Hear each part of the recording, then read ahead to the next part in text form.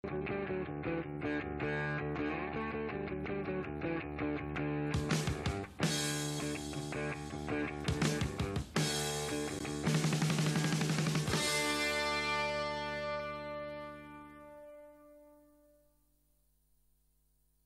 evening and welcome to the new BUGAJSKI Hour from Washington, D.C. I would like to thank Voice of America for hosting the Washington episodes of my show for RTK. And today I will be exploring some important international questions with a major security analyst, with our guest on the BUGAJSKI hot seat, Damon Wilson, Vice President of the Washington-based Atlantic Council of the United States. But first, my political commentary on a key international topic is entitled Trump's New Foreign Policy Vigor. President Donald Trump's cruise missile strike on the Syrian Air Force sent three strong messages to dictators, to allies, and to Russia. Although limited in scope, Trump's action in Syria was in stark contrast with the Obama administration, which warned of consequences for war crimes but failed to punish the perpetrators, and as a result lost some international credibility. Effective diplomacy must be backed by an element of coercion to convince one's opponent. Nonetheless, questions remain whether Trump will achieve his long-term objectives of removing Assad from power in Syria. America's Syria bombing also sends a clearer message to America's allies, not just in the Middle East, but also in Central and Eastern Europe. If Washington is willing to defend civilians in Syria, then it will surely not sit on its hands if civilians are threatened in any frontline NATO state. During the Obama years, several US allies voiced concern whether Washington was willing to apply NATO's Article 5 for mutual self-defense. When Trump was elected, fears of US withdrawal were heightened, as he had favored non-intervention abroad. In stark contrast, the more vigorous Trump foreign policy is likely to elicit greater confidence among America's allies. Trump's message to Russia is unmistakable. Several members of the Trump cabinet have spelled out their disgust with Moscow's involvement in war crimes in Syria, its neglect of international treaties in using chemical weapons, and its collaboration with a rogue regime that murders its own civilians. At the same time, the White House gave the Kremlin an enticement to cooperate in replacing Assad and building a durable ceasefire. President Putin is unlikely to welcome such an offer, as it would mean abandoning his most trusted ally in the region. Moreover, if Moscow backs away from Assad, Russia's credibility will plummet throughout the Middle East as an unreliable partner that buckles under pressure from the United States. There is an additional bonus for Trump in being tough with Moscow, as it serves to dispel suspicions that he colluded with the Kremlin during the election campaign.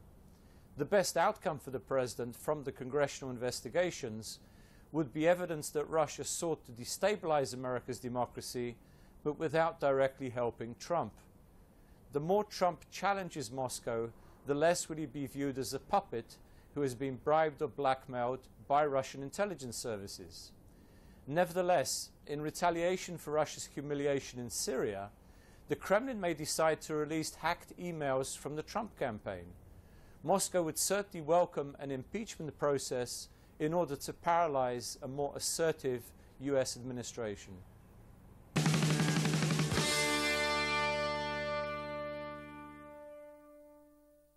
It is time now for the BUGAJSKI hot seat with our special guest, Damon Wilson, Vice President of the Washington-based Atlantic Council of the United States. Welcome to the show, Damon. Janusz, it's a pleasure to be with you. Thanks for having me on. It's always good to have you. Hopefully have you again as well in the future. A lot of ground to cover, but I'd like to start with what you do. In other words, what is the Atlantic Council exactly? What purpose, what role does it play in Washington? What is its impact? Sure, absolutely. Use the right word, purpose. We're not just a neutral think tank research platform. We are an organization, a foreign policy institute that grew out of the ashes of World War II, when Democrats and Republicans came together across party lines to form an organization committed to the idea of keeping permanent American engagement, helping to maintain political support, public support, and to set out an ambitious agenda for what was becoming an Atlantic community. The first time we were really asking Americans to think of themselves as part of a bigger global community, an Atlantic community. That's what the Atlantic Council is today. So the modern variant of that, the mission remains strikingly relevant and similar to its founding days. So yes, we do research and analysis, and we've got a great group of experts that work on these issues, but more importantly, they help develop long-term strategies, sustainable strategies that hopefully could engender bipartisan support over the long term. We're a very nonpartisan, actually bipartisan organization that focuses on global problem solving. And there are Atlantic councils. I know many countries I visited in Europe, particularly Central Eastern Europe, Southeast Europe, have their own Atlantic councils. Is there a link in some way? Are you the sort of father council? It's an indirect link. They're kissing cousins. Okay. We're independent organizations. The Atlantic Council of the United States, we're really focused on how do we galvanize constructive U.S. leadership with our allies and partners to solve big challenges. Across many European countries and Eurasian countries as well, there are variants of our sisterhood, brotherhood, if you will. Many of them are not quite like us. They tend to focus more on the specifics of the country's relationship with NATO. Right. And while the Atlantic Council in Washington does a lot of work on our alliance, it's a much bigger concept of our ideals, our values, and our interests in the Atlantic community. And you host and organize conferences in Europe as well, both Eastern and Western Europe. We do. We have a large summit coming up in Turkey at the end of this month in Istanbul. And then we're following that with another major summit in Wrocław, Poland, July 6th and 7th, along with the 3Cs Summit and the Polish president. And so the Atlantic Council team, we do a lot of content. We do a lot of convening. But what really the purpose of this is that we help build communities around certain issues where people can be galvanized into, if you will, almost campaigning for certain values, ideals, and concepts. Essentially how U.S. leadership with our allies and partners is the essential ingredient to solve big problems. And for us at the Atlantic Council, the big issue goes back to our origins. Our founders, Dean Acheson, Christian Herter, the Secretaries of State for Truman, Eisenhower, they literally helped build the world that we live in today, the rules-based international order that we enjoy today, that delivered the longest stretch of security, prosperity, advance of freedom. And so for us at the Council, it's this founding story, these types of things that are under threat, under challenge today, and it's our job to bring that into modernity and fight for it. Good timing. We should never take any institutions or relations for granted. We always have to work on them. And let's talk now about the Trump administration. We've had, 3 months, the sort of famous 100 days in office. What are your thoughts on its shortcomings and achievements over the past 3 months on the international arena? How do you see it playing out? I think what's remarkable is that it's still early days. We're not quite at 100 days yet. But what's remarkable is how, I'm not quite sure the exact word to use, but evolutionary, malleable, how much we see a degree of flexibility. President Trump was elected pretty much being a populist insurgent candidate. Who sort of toppled the Republican establishment, then toppled the Democratic establishment, and took power without necessarily some instincts, with some strong instincts, including on the international stage, but not with a well-articulated sense of a worldview and a strategy to back that up. And so what we've been seeing in the early days is a lot of uncertainty and things that are developing in ways that might surprise not only Americans, but our international partners. And rivals. And rivals, yes indeed, yes indeed. And so I think you're seeing a president coming to terms with how difficult it is to get major domestic priorities done. We've seen that already with the health care issue. The complicated nature of stitching up majority votes that not just get you to yes in the House, but in the House and the Senate is extraordinarily tough business. And I think this is taking the president by surprise.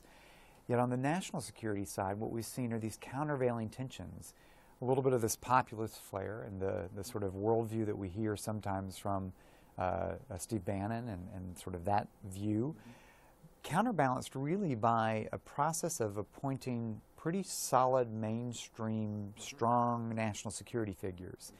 But these are figures that didn't have a relationship with the president. They didn't know him. Some of them didn't know him until their job interview. Some of them criticized him, like the UN ambassador. Some of them indeed did. This was my former governor in South Carolina. And so I think what we're seeing is it takes, normally you got to get people in place that start to run a process that produces policy. And yet we're doing this in an environment where there was a lot of fluidity, uncertainty. Who has the right relationship? What's going to gel? How does this team come together? What you're seeing take shape, I think, surprising to many, is a fairly reversion to the mainstream of what could be a strong Republican conservative foreign policy. Now, still early days, to be seen, but we've already got a lot of evidence on the table. Do you think there is an ideology at work here? I mean, during the election campaign, this America First slogan, which could mean different things to different people, but I presume it meant non-intervention, non-internationalism, we'll take care of our business, our interests, not look after others. That seems to be changing now, this sort of isolationism. Would you say there's a new doctrine emerging, and how would you characterize it? Look, Janusz, it is way too far to have a Trump doctrine. We're not there. The point is that over time, does the team that he's built take some of his instincts and help develop a sense of coherence among the strategy that begins to connect the dots between these different moves on the chessboard? Because to be honest, wow, this is quite a difference. I mean, if you compare the campaign, and it's not completely unusual, but it's particularly pointed in this example with President Trump, and a campaign that many thought was sort of embracing this idea of a little bit more constructive destruction of the international order, of shying away from international engagement, wanting to have international strength, yes, consistent on that, but wanting to stay out of interventions and being really tough on a new approach to economics, and perhaps even a neo-isolationist approach you could extract from some of the rhetoric. That's not what's taking shape right now. It's just not. Witness Syria, witness the cool down and the expected rapprochement with Russia. We'll come to Russia. Witness the turnaround in the conversations with the Chinese.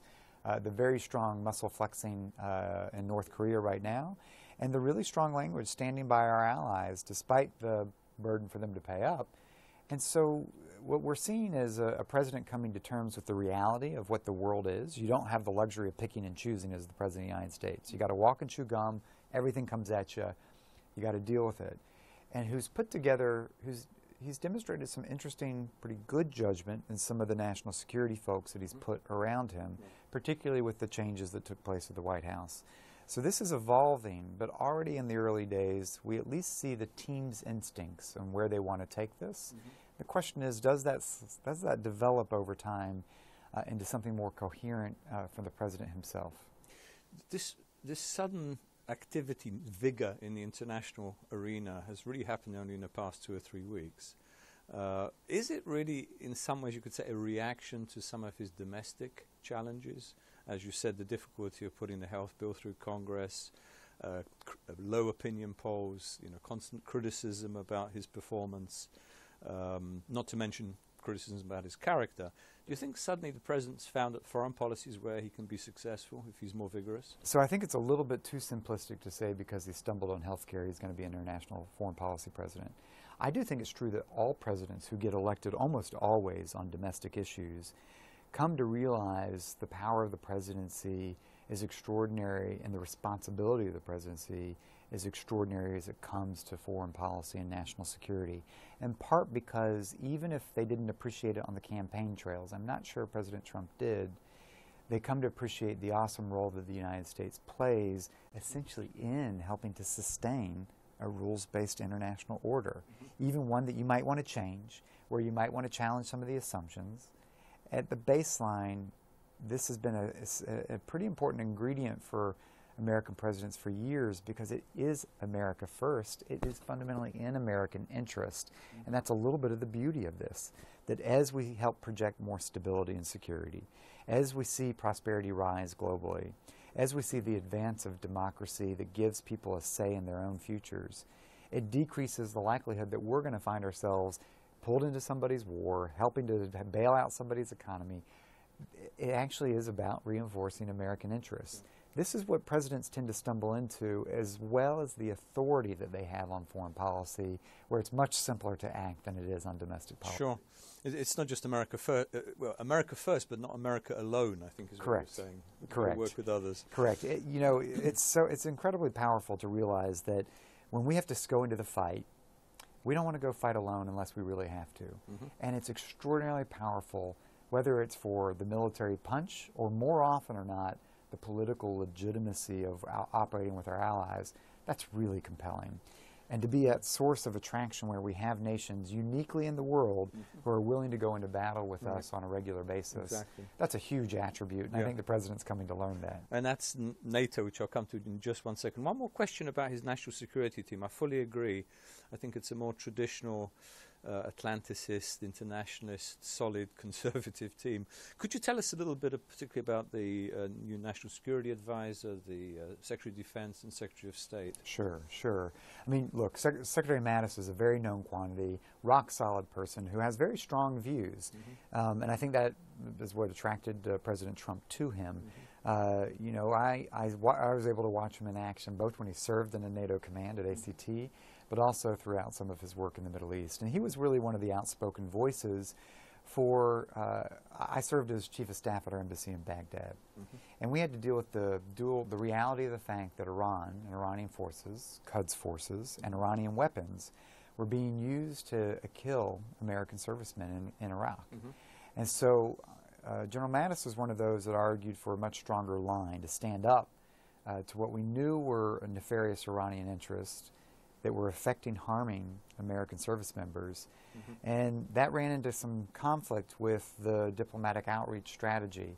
And so I think you have in the instinct of the Secretary of Defense someone that understands the power of the United States, the importance of setting clear, sort of clear an understanding of what's not acceptable behavior, what we won't accept, and being prepared to back that up. Not someone who wants to aggressively engage the United States in war. This is a very often underestimated intellectual Secretary of Defense. He's joined by another intellectual but strong national security figure in Henry McMaster, the National Security Council. He was known as someone who was willing to challenge authority, but because of that has also succeeded profoundly in his career. His book on Vietnam is one of the Bibles for understanding sometimes the mistakes we make. Balanced out by someone who has a lot of respect in his personal dealings. Rex Tillerson at State, who's been slow to get his footing at the State Department, but it's we'll see how that continues to develop out. Then Senator Coates and Pompeo, known political figures from the Republican mainstream that are at DNI, our intelligence coordinator, as well as at the CIA. So you think the nationalist or populist protectionist Bannon and company are being sidelined at present? You know, look, I think it's not a black and white issue. There are countervailing voices, countervailing forces within the administration. To be frank, I've seen that in many administrations. I've served in administrations where there were extraordinary countervailing forces. And sometimes that's to good, because sometimes that actually airs debates and gives the president the kind of 360 degrees that he needs to understand. Sometimes it's a real problem. A lack of coherence, no team cooperation, it becomes an obstacle to getting things done. And so we'll see how President Trump handles this, but he has countervailing forces on his team. I'd say so far what we see on the international stage, geopolitics, is the more mainstream sort of muscular American international engagement school right now has a degree of the upper hand, still early days. A wild card remains on the geoeconomics. How do we really square what is so central to his domestic policy agenda? The trade deals, basically. Trade, jobs, manufacturing, with very countervailing voices in this administration right now. Let's come to NATO now, Damon, because I know the Atlantic Council focuses on very much on the NATO alliance, trying to keep the alliance strong and vibrant. Now, according to Trump, the alliance is no longer redundant. We heard this strange phrase during the elections. I think Trump has come around to understanding the importance of NATO. What role do you think the U.S. is going to play now in NATO? How do you see this evolving? So in my view, NATO works, NATO really only works if the United States understands that it's the leader of the alliance. It only works. Too many American politicians say NATO is them. NATO means them, not us. The moment you have that mindset, NATO will fail. NATO works when the United States says NATO is the United States locked in an incredibly beautiful alliance where we're committed to each other, to fight for each other, but the United States is in it with them. It's our leadership with our ideas and our punch, our military punch and political weight, combined with our allies, that's the secret sauce to make this alliance work. I'm hoping that the President is understanding that. I've heard this throughout many administrations when Secretaries of Defense or states say NATO is them, not us. That's a recipe for failure. Yeah. So, look, the campaign rhetoric was pretty strong and raised some doubts. Would we really caveat our protection of our allies in the Baltic states depending on what they're spending on defense? No, we're not going to do that. President Trump's rhetoric in the campaign trail raised questions about that. I think the reality of the national security commitment we've made, if you talk to our Senate, our national security team right now, and now the President himself, we got it. We understand our role and how sacrosanct that commitment is. That said, his instincts, his political instincts, were not dissimilar from his predecessors and were spot on. The language was a little sharp, but 2 points.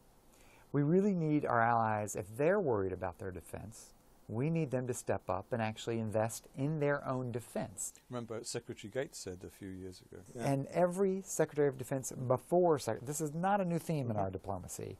Trump just said it with a little more flair. And second, if you look at the security of if you think about the security of our populations, what are they worried about? What are they most worried about? In Europe today and in the United States, one of the top worries, if not the top worry, is the fear of a terrorist attack. And so the President's remark asking, is NATO obsolete, was asking a question about if our citizens care about terrorism, why is this alliance not doing more on that front? So to be honest, Giannis, those are two smart instincts and questions. Now the way some of it was held was a little clumsy, raised some concerns, but I think you've seen a huge effort to try to reassure our allies that we're going to keep some of the fundamental principles in place, but we got to get to work. This alliance is only healthy if we are constantly unsatisfied and working to make it stronger and better. Frankly, the story of NATO's success through history is one of evolution and adaptation. And this administration now owns the monkey. It's got the ball of helping to adapt the alliance now. And we already have a new member coming in, which was announced actually during NATO Secretary General Stoltenberg's visit to NATO. Indeed. Montenegro will be our next to ally. Washington, exactly. So tell us about that. Why is it important for Montenegro now to join the alliance? So I think this is an underappreciated issue of strategic importance. In fact, I had an opportunity to have some conversations with some senators, those in the administration, who had their hands full. I was up in the Senate one day when the Supreme Court hearings were going on. The health care debate was coming to a crescendo. Big issues. And I said, look, I'm almost embarrassed to be taking up your time to be talking about 600,000 people nestled in the Western Balkans. But the point is, this had become a first-tier national security issue. Because at the start of a Trump administration, where there is uncertainty about America's role in the world and in our alliance, the issue of Montenegro and NATO came to represent, in my view, two things. The United States and whether it could lead this alliance, and second, whether the United States would help consolidate the gains and successes of those that want to be in the West, or whether it would leave an open vacuum to let organized crime or Russian forces, those that don't share our values and interests, fill the vacuum. And I think it's one of the most powerful things, a 97-2 vote coming out of the U.S. Senate and clarity in the administration. They actually began to because this was bumpy, we had Senator Paul and others, Senator Lee raising some tough questions, people had to get smart. They had to ask themselves, what is this about? It's good to have one opposing, because then you go back to basic arguments why it's important. I think it was actually healthy, because we had more votes, 97 senators voting for this, who knew what they were voting on, rather than it just being a procedural exercise. But Giannis, can I say one more thing, because that's about us. The other reason this is important is because of Montenegro and the region. Montenegro is a great example. Look, I've spent a lot of time there. I've spent a lot of time with the political leaders, with opposition leaders, with civil society. There's a big debate in Montenegro, vibrant politics, rough and tumble debates about all these issues. But what's striking to me is that I've spent some time with then Prime Minister Djukanovic, who helped shepherd through this process. And I saw this country take a strategic decision. We're not going to hedge. We're not trying to hedge, and part of what we want to do is have a good relationship with Europe, a good relationship with the U.S., a good relationship with Russia, but we want to be neutral and play our own game. I saw the political leaders of this country take a strategic decision and say, we're not going to hedge. Our future is in the West. Our future is in Europe. Our future is in the security alliance of the NATO and ultimately the European Union. And that through this will be the best guarantor of Montenegro's permanent independence and sovereignty, and yes, its democracy over time.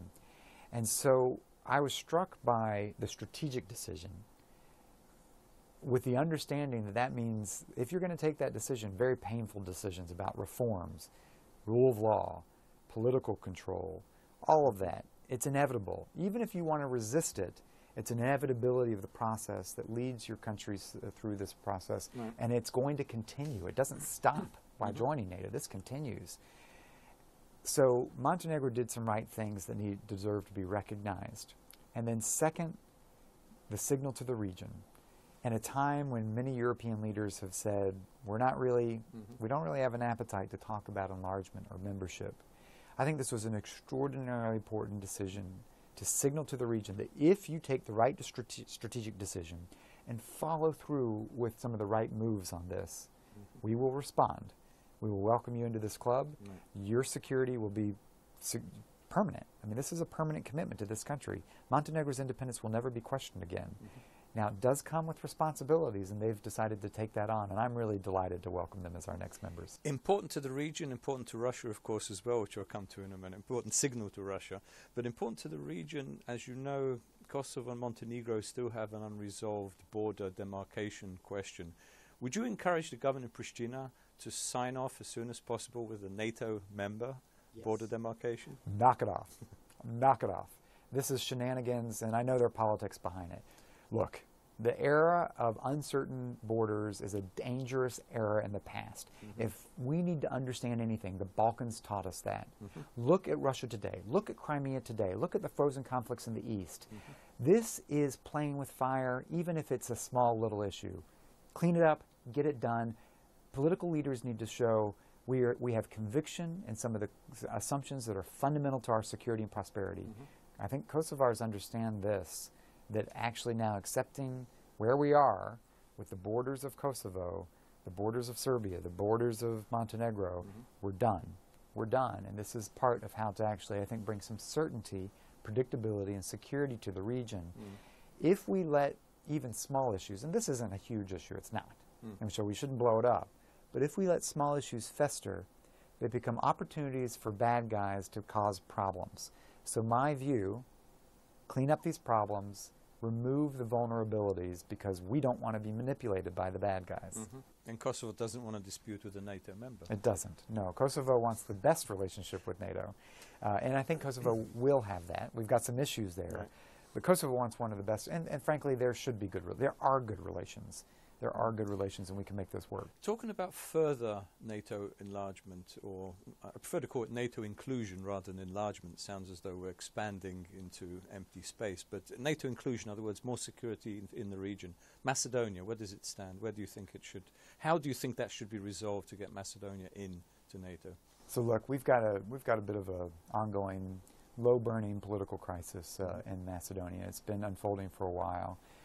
But let me relate this back to what my concern is. My view is what we see in Macedonia today, and in fact what we see in many parts of the Balkans today, I'm not going to blame Washington or Brussels. People need to own their futures. They do.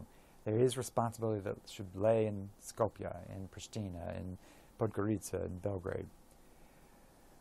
But I'm a strategist. I'm an American strategist. And my view is when we help provide a North Star, clarity of vision, backed up by strategy, with the policies that underpin it, that we provide, to some degree, the direction, the guideposts that help keep people anchored, actually tethered to this concept that I passionately believe in, of a Europe that's whole, free, at peace, where the prospect of those countries that become democracies and committed to the security of others have the open door option of being able to join the NATO alliance, move to the European Union, and that this is a good, historic phenomenon that's playing out across the continent, even with countervailing forces today. It's profoundly in the American interest. And so what I worry about when you look at Macedonia today, this is in part a problem because of what Macedonians have done, but it's also a reflection of what happens when there is lack of clarity of strategy or vision, where we have a messaging from Brussels saying enlargement's not on the table, where we have ambivalence coming from the United States that maybe the Balkans isn't really our turf. This is, we can hand it over to the EU. And that by backing away, removing that sense of where we're headed, the North Star, that strategy, it allows corrosive factors to play out on the ground. And then we have what we have today in Macedonia, which is not a good situation. And to add to that, where we allow one country with its own deep internal problems to veto the entry of another country into NATO. I mean, in other words, Greece. Yes. I mean, this was certainly the origins of the problem, and I have some scars to show from some of those arguments. I served at the White House and was part of the team that was working aggressively and very proudly to extend the alliance into the southeastern Europe and to ensure that after Romania and Bulgaria were in, that we had a Western Balkan strategy with Albania, Croatia, and Macedonia, a profoundly stabilizing effect for the region. The moment to do this was in 2008, when the trajectory was there, the momentum was there, the raw ingredients were there. Macedonia would look very different today, I predict, if we had succeeded in 2008. Absolutely. We failed to reach agreement with the Greeks at that time. And because of that, the problem's festered, and now it's gotten worse. And frankly, it's gotten more complicated than just the Greeks today. Yeah, they have their own internal, and the ethnic question is beginning to creep into it as well, which becomes very dangerous. Let me turn to Kosovo briefly. Do you see Kosovo as part of NATO at some point in the future? Yes, I do. I do. And what's your position on this creating of a Kosovo Defense Force, not just a internal security force? At some point, this is the natural evolution. It's how we get from here to there. We all want Kosovo not to be a dependent child of the international community. That's not the point. The whole point of sovereignty, the whole point of independence in this declaration, and I served again at the National Security Council at the White House, when after lengthy negotiated efforts, we came to the outcome that we have. So I stand very strongly by the idea of an independent, sovereign Kosovo that one day is in the alliance, one day has the trappings of the alliance. We need to do this in a way that takes the concerns into account of its neighbors, in a way that advances the normalization of the relationship with Serbia, but we also need to do it in a way that doesn't put handcuffs on our Kosovo friends, because this is one of the accoutrements, attributes of an independent state that's going to be required to be able to work with NATO, not to be a dependent child of NATO, but to work with NATO. Sure. To contribute to security, not just to be in NATO rather than have NATO in the country. Correct. I think that's important. I think that's important, and not to, at the end of the day, you don't want to have external voices that have a veto over decisions internally. Obviously, there are particular historic circumstances here that we got to get right. The number one issue is to make sure that we've got a normalization between Serbia and Kosovo. But ultimately, this is part of that story. We'll return to this at some point in the future. I want to turn to Russia because it's a huge topic, and it counters a lot of what you've been saying that we've been trying to build over the past 20, 25 years in Europe. In other words, Europe whole, free and at peace, that abides by international norms, international treaties, settled borders, democratic development, and so on. Russia's challenged on all fronts. Trump, during the campaign, voiced some, if not favorable, at least say not unfavorable views about Mr. Putin, about Russia. Things have changed. We envisaged a period, some new reset, some new détente. This seems to have been discarded. How do you see the US-Russia relationship developing now? I have to say one of the things that I was concerned about during the campaign was some of the rhetoric from candidate Trump about Putin himself and about Russia. I understand at a strategic level there are things that we can do in common interests and that we need to do with one of the largest countries on this planet. But in my view, make no mistake, what we have in Vladimir Putin is someone whose objective is out to check and undermine American influence and power. That's a primary motivating factor. He's not actually out to try to build something. He's out to try to obstruct and be destructive. That's a much easier card to play on the international stage because to exploit vulnerabilities, to play with mischief, to create little fires here and there, it's much easier than helping to actually build and get things right. And so I think what we're seeing, there's no doubt, when I talk to members of our Senate, when I talk to senior officials in our national security establishment, I frankly have never seen a stronger consensus in recognizing that what we have in the Kremlin today is the product of an authoritarian kleptocracy which is out to do harm to U.S. interests and values across the globe, and that this is a real threat. Yes, this is a country that's on the decline, but it can do a heck of a lot of damage as it is on the decline. And if we look at Ukraine, if we look at Syria, if we look at cyber, if we look at all of these issues, if we look at the Balkans, there's a Russian hand involved which is destructive and nefarious. This is time to help put some clarity.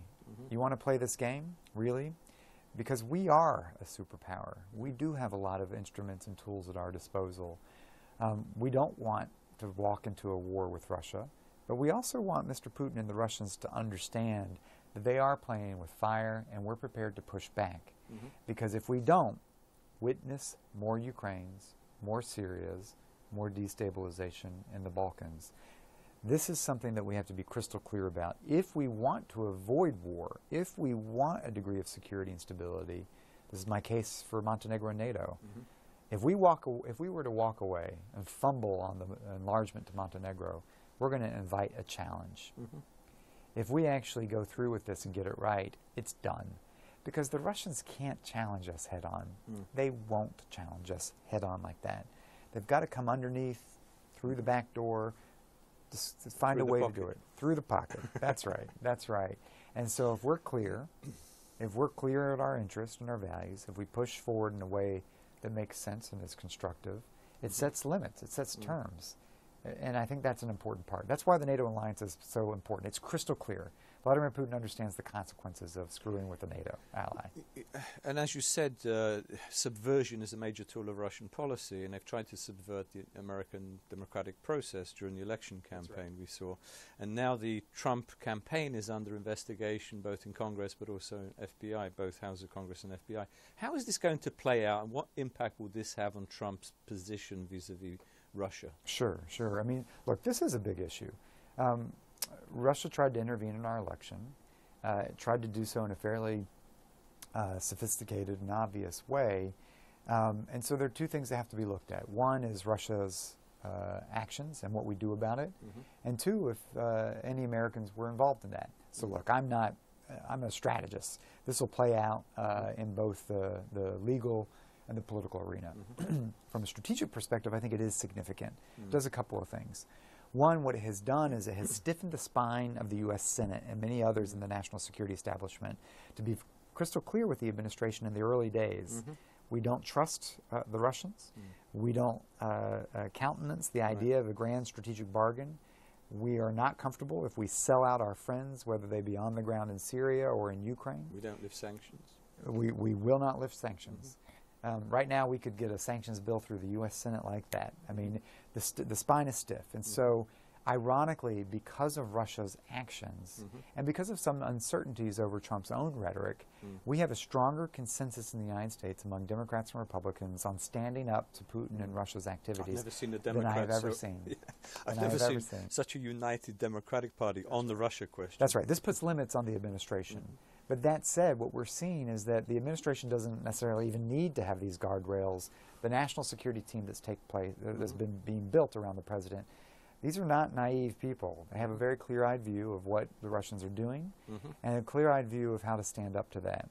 And so I think you'll see some back and forth. It doesn't mean that there aren't some issues where they want to pursue some degree of strategic cooperation. We've seen this across political parties. But I think there's not really an illusion that there is that we've got a Russia that can be part of our community at the end of the day.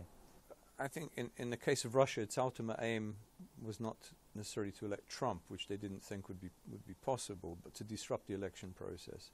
What I do fear is now that Trump is under investigation and is adopting a tougher policy towards Russia in various parts of the globe, they may decide to do some email dumping and other dumping of information to try and get Trump impeached, because that would help paralyze the American political process. Do you see that as a danger? Look, I'm not going to put anything beyond what we could see coming out of Moscow today. I just don't know. What I do know is that they seem to be pursuing something that I would read as they seem to think that it's in their interest to sow doubt into the credibility of our institutions, our democratic processes, frankly, the fundamentals of our society. This isn't just about the United States. This is about what the Russians are doing all across Europe today, and in other markets as well, to cast doubt that democracy is a viable political process to deliver for its people. And in some respects, this is a reflection, because I think we have a Kremlin that is terrified of the idea of an open democracy in Russia, and that what we see as a foreign policy issue, they see as an existential threat to their survival. I think Vladimir Putin remembers the 150,000 Russians that protested on the streets of Moscow December 2011 after the parliamentary elections there, in a way that we don't. I think Vladimir Putin sees what played out in Ukraine and Georgia, not as just foreign policy issues, but the real frightening prospect that people taking control of their own destinies, determining their own future. This isn't just Ukraine deciding what it wants to do politically. It's an example that could lead to a direct challenge to his power. So he is using the international to go on offense in a fundamental way to protect him at home in defense. An idea to create a narrative of legitimacy for himself to the Russian people, that we're under attack, we're under challenge, and that only I can protect Mother Russia from the challenges that we're facing internationally. And so I think this is dangerous, because I think it's not just where he's trying to get away with what he can, but he comes back, I think, to his own existential view of how do you keep a authoritarian kleptocracy in power. And as you said, it's not just in the United States. We've seen this in German elections, in German political process, French elections, Dutch elections, other countries in Central Eastern Europe where Russia is directly interfering, either through funding or corruption and so on. And in the Balkans as well. How can America contribute to thwarting Russian subversion of our allies? By being crystal clear about who we are, what we believe in, and how transformative these values, these principles, these concepts are. Not to doubt our society, not to doubt our ability to be a self-correcting democracy. Of course we make mistakes, but we don't need another country to expose our mistakes. That's what our media, our politics, our civil society, that's the beauty of open pluralistic societies, is that we hold ourselves accountable. And that is a powerful, powerful attribute. Because no one's perfect, no system's perfect, no individual's perfect, but the built-in ingredients of an open pluralistic democracy where we hold ourselves accountable and therefore are stronger, paired with that, with the creativity and vibrancy of an open economy, an entrepreneurial economy, a vibrant civil society, vibrant religious and free religious communities. This mixture of ingredients, the values of what it means to be America, that is why we are different. That's why there's so much attraction in the world to wanting to raise your kids in the United States, educate them in the United States. Russians themselves want their kids living in the United States. That's the power. And so the way we combat what we see in Russia today and other authoritarian regimes is not to lose faith in who we are, not to lose faith in what we represent. That means not being blind about our institutions. That means being challenging to our institutions, because we're going to make them better, hold them to account. But it also means helping to keep that vision, that strategy, that North Star out there for the rest of the world that understands that we're up to the task. We're up to the task of providing some direction, providing stability, security, prosperity, and the advance of legitimate governance, because we've come to the conclusion that as that spreads globally, it's in America's interest. This is powerful. We don't need to fight Russia with Russian tools. I think there are two ways. The more that we have institutions that expose problems, that we are able to tackle corruption, we're able to foster open, transparent economies and rule of law. This is the antidote to Russia's that Russia plays in the shadows, so we eliminate the shadows. And if you pair that with a muscular national security strategy to push back, sometimes to send the Russians some signals, sometimes some painful signals that don't need to be on the front pages. Yes, we have sanctions, but there are things that we can do to send very clear signals to the Russians that they are playing with fire. And if they go down this path, they will face some consequences, because at the end of the day, we actually have a lot more cards to play than they do. Which takes me actually to the next question. The forward deployments that began under the Obama administration in the Baltic states, Poland, Romania, and so forth. In other words, small units, but rotating U.S. troops and troops from other NATO member states. Do you think this will be reinforced under Trump? Because I know countries like the Balts and Poland have been crying out for bigger American presence, more equipment, even American military bases along NATO's eastern flank. Do you think under the Trump administration this is going to become more robust? You know, possibly. I think it's an open question. What we do have is an early indication from the Trump administration, both through their words and through the budget process, that they're going to support the sustainment of America's forward deployed presence in Europe's east. And that was, frankly, not certain coming out of the campaign. That's right. Very reassuring signal that we're sticking around. My own view is that we need to be pretty clear, because I think clarity helps both with our allies and our adversaries here, that look, we're sticking around, we're not going anywhere. These forces will remain, American forces will remain on the front lines of freedom in Central and Eastern Europe as long as required. And we don't need to be, I think, overly sensitive about rotational and this or that. There are two issues here to capture. One is a political and strategic instinct that we need to be clear that our American troops will be on the ground in sufficient numbers. I'd like to see a little bit more sufficient numbers as long as it's needed. And so in many respects, that decision is going to rest with Vladimir Putin. As long as Russia maintains an aggressive posture towards our allies, we're there. I hope that's not permanent, but it might be permanent. So I think we need to be pretty clear that this is not an annual cycle. It's not rotate. We don't know when we're going to rotate out. No. American forces are going to be there until they're no longer needed. I would start with that second premise. The second one is then just military operational. The way we operate military operationally today isn't to put gigantic forward operating bases across the world. So I would leave this to our military commanders to say, look, politically we want to send a message. We're there for the long term, as long as Russia maintains an aggressive posture. And we probably need to have the capacity to surge to be there in larger numbers. So figure out how to make that work right. That doesn't necessarily mean another Ramstein in Estonia, but it probably means a little bit more than we have today. More equipment and prepared logistics infrastructure and so forth. The clearer we are at the political level, the less you actually have to go through all the motions sometimes at the operational level.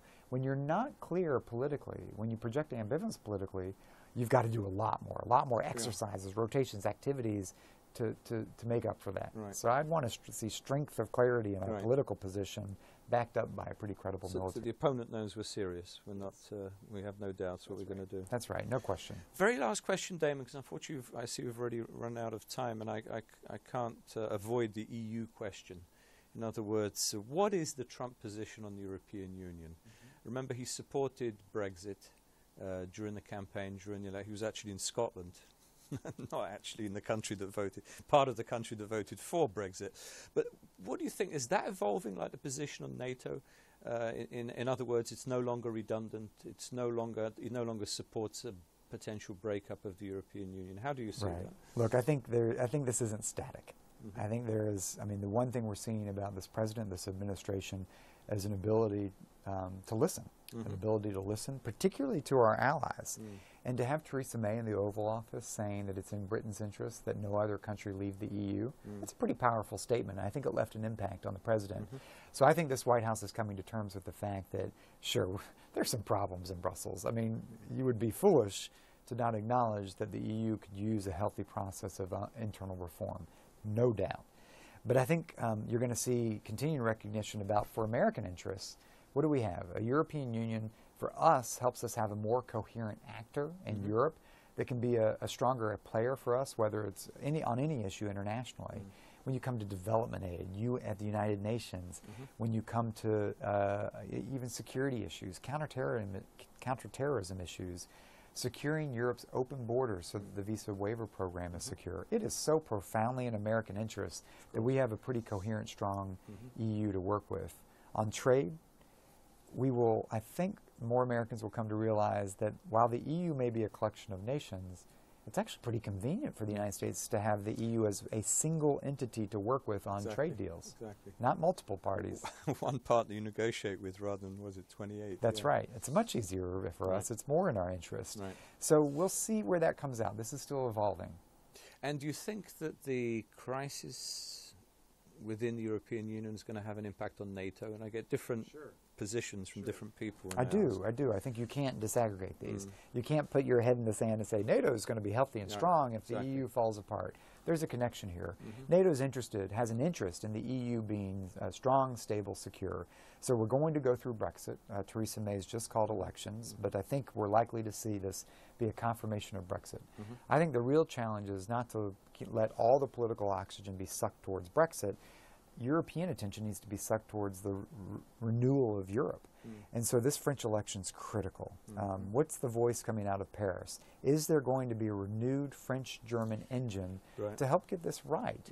I think there's a good chance that we will have that opportunity and that we're going to find some partners who will be terrific partners of the United States. But there's also a chance it could go all wrong. And that's why this time in history is so important, so difficult, so dangerous, and why we, at a time of uncertainty, a time of danger, we can't lose sight of who we are, what we represent, and what our convictions are, because keeping them as that North Star will keep us, I think, moving in the right direction. World in the balance. On that note, Damon, thank you very much. I'm sure my viewers in Kosovo and elsewhere will enjoy what you had to say and be better informed as a result. And we'll have you back at some point as things develop, as things evolve. I'm a huge fan of the country, a huge fan of the region, and it's a pleasure to be with you today to talk about these issues. You're always welcome there. Come back to Pristina one of these days. I will. I was there earlier this year, and I'm sure I'll be back soon. Excellent. Thanks, Damon. Thank you.